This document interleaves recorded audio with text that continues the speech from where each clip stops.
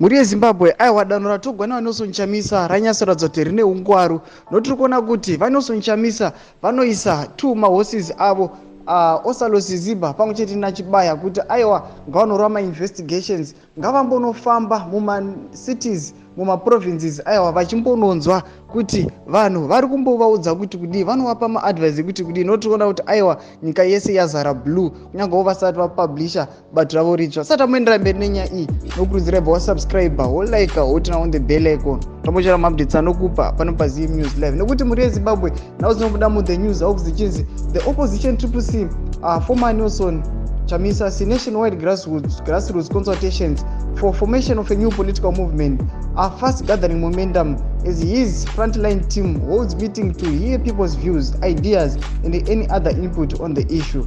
Chamisa's team on the ground was in Gweru yesterday and in Bulawayo today.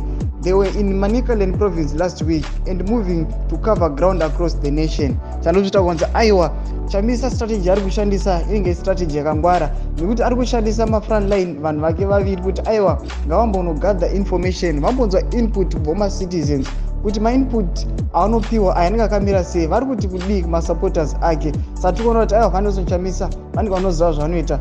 Saka muri yeZimbabwe chipotidze mafungiro enyu, nokuti kuti kune vamwewo vanotopikisa vachiti aiwa move ravari kuita iri aiwa batu rauda kufoma blue movement hapana kwarinoenda. Muri yeZimbabwe chimbotudzawo mafungiro ako, pinda mucomment section medu, usakavana kusubscribe kulike tinotina on the bell icon.